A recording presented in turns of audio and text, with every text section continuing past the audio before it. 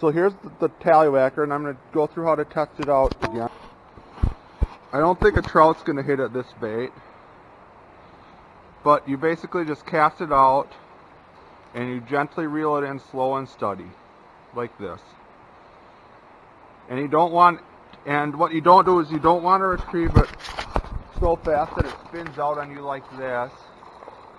You don't want it to do that. You just want it to come in slow and steady and ride smoothly like this. I know this isn't quite close enough, but I don't really feel like getting in the creek right now. But you just want to slowly and gently bring this in and steady.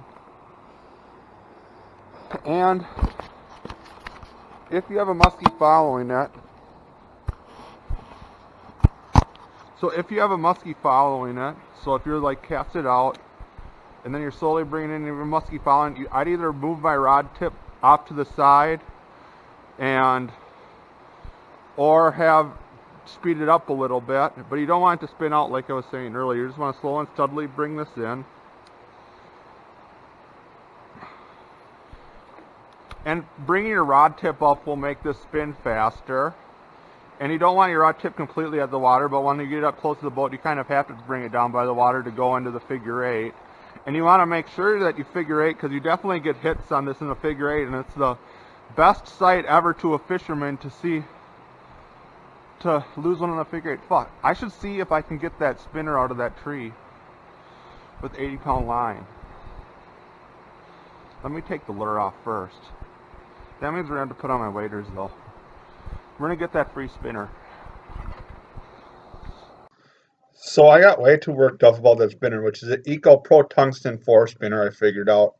And this is a Gooch's Tallywhacker is the cow name of this bait. And I found out via Urban Dictionary that the tallywhacker is a bad term for something. And this just spins in. And the number one mistake that has led to lots of F-bombs being dropped in my boat when fishing musky topwaters is when you reel them in, you hear them plopping, and you set the hook when you hear the splash, and you're not supposed to set the hook until you feel resistance on your rod and feel it tugging back.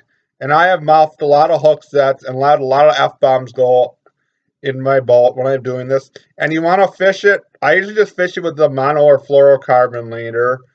You don't really need the rod tip to give this bait any action, and it's probably better if you have a little resistance with this bait when you're fishing it too. You just need to get a good heck set. And I would say the ideal rod to fish this with is like a bucktail rod, probably anywhere from 7 feet to 8 foot or 8.6, like medium heavy action. Like you want some give with this bait. You don't need a super stiff rod. And you're probably going to end up hurting your arms if one hits it on a figure eight on the super stiff rod anyways. And this isn't that heavy of a bait. It's only like 2 ounces. So you don't need a super stiff rod to cast it either. So just a regular bucktail rod works best for this. Whatever length you prefer. Like if I'm wading, I'd prefer a 7-foot rod for casting this. If I'm standing in my boat, I prefer like an 8-foot or 8'6" rod to cast it. But that's my own personal opinion. And I'm a tall guy, so longer rods are nice when I'm standing on the tall deck. So that's it for this episode. That's it I'm going to talk about now. I just forgot that because I got too distracted by the spinner.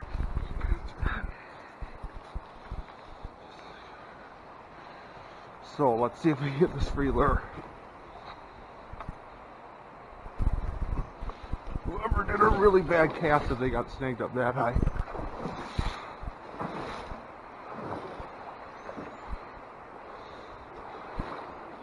Holy shit, is that high up there?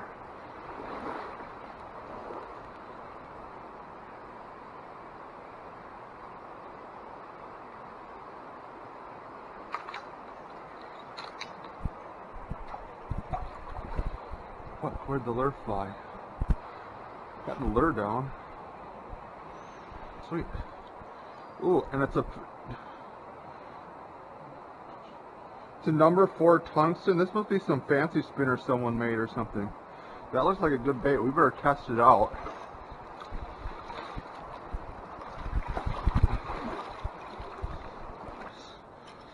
Where's the free spinner sit?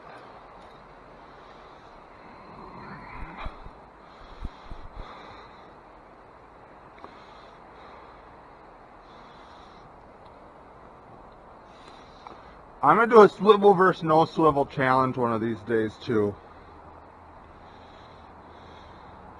Actually, I don't want to use the swivel though.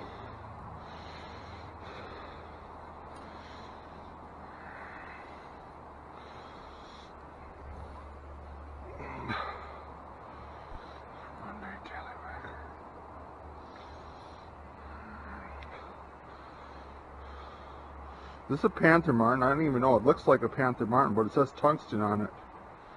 This is fancy. So, let's see. We need to catch something on my cheap Placino bait still.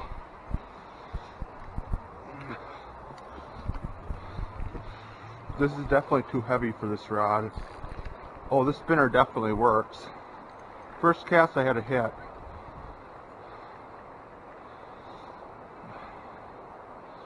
This thing runs nice and deep. This thing's gonna be a snake magnet, but it definitely runs good.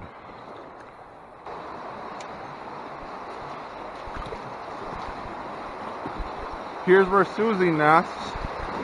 Are we even still recording? Is there an actual nest up here? Or is there just food up there? There are actually duck eggs up there. This is Susie's nest.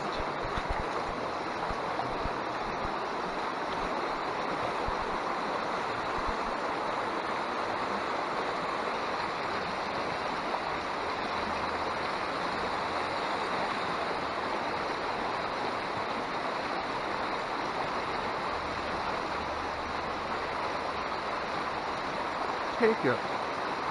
You've hit it 3 times.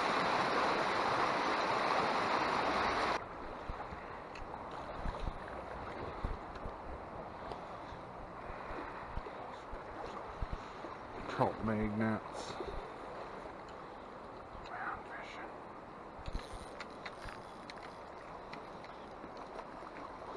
There's one on the spinner I found, just a little brownie wownie.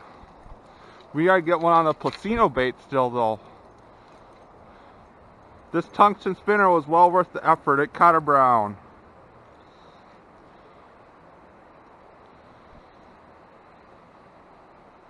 The TT4.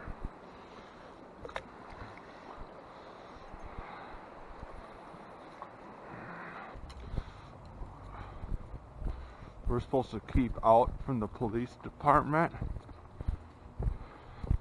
If I sell anything on Craigslist, they'll have to come right here.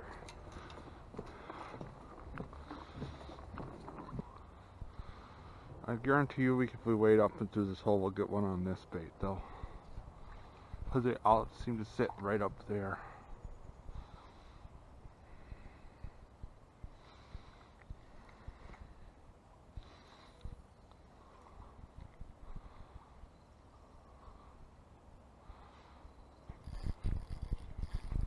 Yep.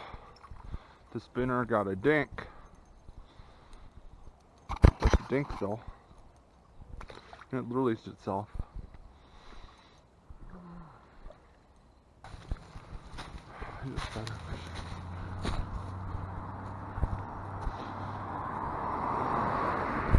So this gold bait works real good. It caught 2 trout. I don't know if this is a Panther Martin tungsten or who makes it. I'll have to look this up. This Placino bait had like 4 misses. The one trout hit it 3 times and I didn't get it, so I need to keep fishing with this bait till I get one on it. If you have a musky lure you want me to do next week, choose it, or also just do a random one. It may be by funny name like the Wacker, which I give a 2 out of 5, seeing as I've caught no muskies on it. It's definitely not my favorite prop style top water bait. I guess I could share my favorite prop style top water bait in the next video. It's pretty similar to a shoot, what's the bait that all the bass fishermen are obsessed with? I should know what the top water bait that the bass fishermen are obsessed with. I